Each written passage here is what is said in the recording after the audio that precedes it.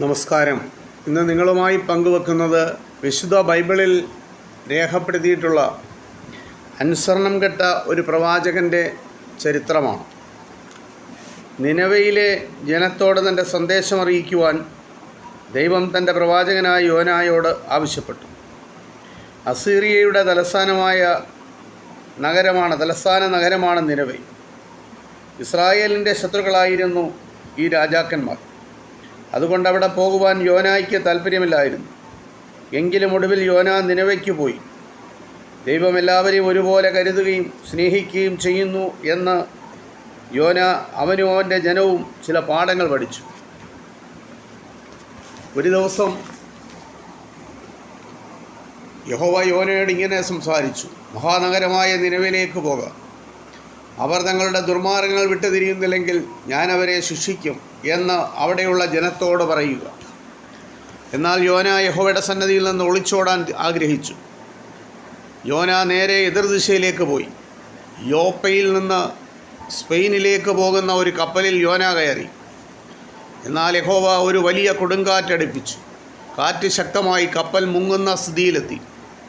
യാത്രക്കാർ ഭയന്ന് പ്രാണരക്ഷയ്ക്ക് വേണ്ടി നിലവിളിച്ചു. ഓരോരുത്തരും അവരവരുടെ ദൈവത്തെ വിളിച്ചപേക്ഷിച്ചു. കപ്പലിൻ്റെ ഭാരം കുറയ്ക്കുവാൻ അവർ സാമാനങ്ങളെല്ലാം കടലിലേക്ക് എറിഞ്ഞു. ഈ സമയം യോന കപ്പലിൻ്റെ അടിത്തട്ടിൽ സുഖനിദ്രയിലായിരുന്നു. കപ്പിത്താൻ യോനായെ കണ്ടപ്പോൾ ചോദിച്ചു: നീ എന്താണ് ഉറങ്ങുന്നത്? എഴുന്നേറ്റ് സഹായത്തിന് നിൻ്റെ ദൈവത്തോട് പ്രാർത്ഥിക്കുക.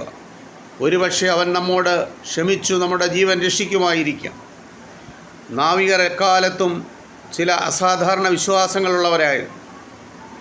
ഒരു മോശമായ കൊടുങ്കാറ്റുണ്ടാവുകയാണെങ്കിൽ അവരുടെ ദൈവം കോപിച്ച് ആരെയെങ്കിലും ശിക്ഷിക്കാൻ ശ്രമിക്കുകയാണെന്ന് ആ നാവികർ കരുതും. ആരാണ് നമ്മെ അപകടത്തിലാക്കിയതെന്ന് ചീട്ടിട്ടവർ കണ്ടുപിടിക്കാൻ ശ്രമം നടത്തി. ചീട്ടിടാമെന്ന് പറഞ്ഞ് അവർ ചീട്ടിട്ടു. യോനയുടെ പേരിൽ ചീട്ട് വീണു.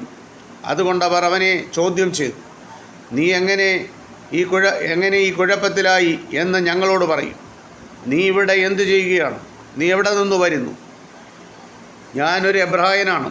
യോന മറുപടി പറഞ്ഞു: കടലും കരയും ഉണ്ടാക്കിയ മഹാദൈവമായ യഹോവയെ ഞാൻ ആരാധിക്കുന്നു. താൻ യഹോവയിൽ നിന്ന് ഒളിച്ചോടി വരികയാണെന്ന് യോന ആ നാവികരോട് പറഞ്ഞു. കപ്പൽ യാത്രക്കാർ ഭയന്ന് പറച്ചു അവനോട് പറഞ്ഞു: ഭയങ്കര കാര്യമാണ് നീ ചെയ്തിരിക്കുന്നത്.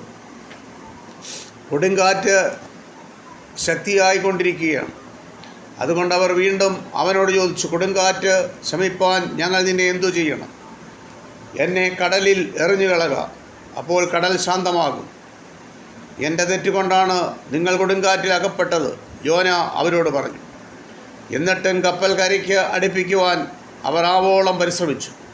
പക്ഷേ കൊടുങ്കാറ്റ് മോശമായിക്കൊണ്ടിരുന്നു. അവർ എങ്ങും എത്തിയില്ല. അതുകൊണ്ട് അവർ ഉറക്കെ വിളിച്ചു: യഹോവേ, ഈ മനുഷ്യൻ്റെ ജീവനെ എടുക്കുന്നതിനാൽ ഞങ്ങളെ മരണത്തിന് ശിക്ഷിക്കരുതേ. അവിടുന്നാകുന്നുവല്ലോ യഹോവേ ഇതെല്ലാം സംഭവിക്കുവാൻ മുഖാന്തരം. നിൻ്റെ ഇഷ്ടം ഇതിൽ ഇങ്ങനെയാകുന്നു. ഇങ്ങനെ പറഞ്ഞിട്ട് അവർ യോനായെ എടുത്ത് കടലിലെറിഞ്ഞു. അപ്പോൾ തന്നെ കടൽ ശാന്തമായി. യഹോവയെക്കുറിച്ചുള്ള ഭയം യാത്രക്കാരിൽ ഉളവാകുവാൻ ഇത് കാരണമായി. അവർ യഹോവയ്ക്കൊരു യാഗം കഴിച്ചു ആരാധിക്കുവാൻ തുടങ്ങി. യഹോവയുടെ കൽപ്പന പ്രകാരം ഒരു വലിയ മത്സ്യം യോനായെ വിഴുങ്ങി. 3 രാവും 3 പകലും യോന മത്സ്യത്തിൻ്റെ വയറ്റിലായിരുന്നു.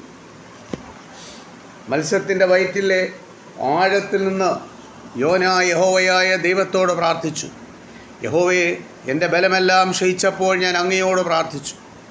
അവിടുന്ന് എൻ്റെ പ്രാർത്ഥന കേട്ടു. വിഗ്രഹങ്ങളെ ആരാധിക്കുന്നവർക്ക് അങ്ങയിൽ വിശ്വാസമില്ല. എന്നാൽ ഞാൻ അങ്ങയ്ക്ക് സ്തുതികൾ പാടും. ഞാൻ അങ്ങയ്ക്ക് യാഗങ്ങൾ അർപ്പിക്കും. ഞാൻ എൻ്റെ നേർച്ച കഴിക്കും. യഹോവയാകുന്നു രക്ഷിക്കുന്നവൻ. അതിനുശേഷം യഹോവ കൽപ്പിച്ചിട്ട് മത്സ്യം യോനായെ തീരത്തുകൊണ്ട് ഛർദ്ദിച്ചു. യഹോവ വീണ്ടും യോനയോട് സംസാരിച്ചു: നിനവയിലേക്ക് പോയി ആ മഹാനഗരത്തിലെ മനുഷ്യരോട് ഞാൻ തന്ന സന്ദേശം അറിയിക്കുക. അങ്ങനെ യോന യഹോവയെ അനുസരിച്ച് നിനവയിലേക്ക് പോയി. 3 ദിവസം മുഴുവൻ അവൻ നഗരത്തിലൂടെ നടന്നു. ഒരു ദിവസം നടന്നതിന് ശേഷം യോന വിളിച്ചു പറഞ്ഞു: 40 ദിവസത്തിനുള്ളിൽ നിനവെ ഉന്മൂലനാശം വരും. നിനവേക്കാർ ദൈവത്തിൻ്റെ ദൂത് വിശ്വസിച്ചു. അവരെല്ലാവരും ഉപവസിക്കുവാൻ തീരുമാനിച്ചു. പാപങ്ങളിൽ നിന്ന് മനം തിരിയുന്നതിനടയാളമായി അവരെല്ലാവരും ചാക്കുവസ്ത്രം ധരിച്ചു. രാജാവ് പോലും ചാക്ക് ധരിച്ച് ചാരത്തിൽ ഇരുന്നു. രാജാവ് തൻ്റെ പ്രജകളോടൊരു സന്ദേശം പുറപ്പെടുവിച്ചു. ഇത് രാജാവിൻ്റെ ഉദ്യോഗസ്ഥരുടെയും കൽപ്പനയാകുന്നു. എല്ലാ ജനങ്ങളും, എല്ലാ കന്നുകാലികളും, ആടുകളും യാതൊന്നും ഭക്ഷിക്കുകയോ പാനം ചെയ്യുകയോ അരുത്. എല്ലാ മനുഷ്യരും മൃഗങ്ങളും ചാക്കുവസ്ത്രം ധരിക്കണം. ജനമെല്ലാം ഹൃദയപൂർവ്വം ദൈവത്തോട് പ്രാർത്ഥിക്കണം. എല്ലാവരും ദുർമാർഗം ഉപേക്ഷിക്കണം. ഒരുപക്ഷെ ദൈവത്തിൻ്റെ കോപം ശമിച്ചേക്കാം. അങ്ങനെ നാം മരിക്കാതിരിക്കും. നിനവയിലെ ജനം ചെയ്തത് ദൈവം കണ്ടു. അവരുടെ ദുർനടപ്പ് ഉപേക്ഷിച്ചത് ദൈവം ശ്രദ്ധിച്ചു. അതുകൊണ്ട് ദൈവം അവരോട് ചെയ്യുമെന്ന് പറഞ്ഞ ശിക്ഷ നിനവയിൽ നടപ്പാക്കിയില്ല.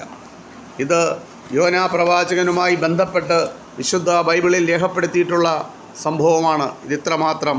നന്ദി, നമസ്കാരം.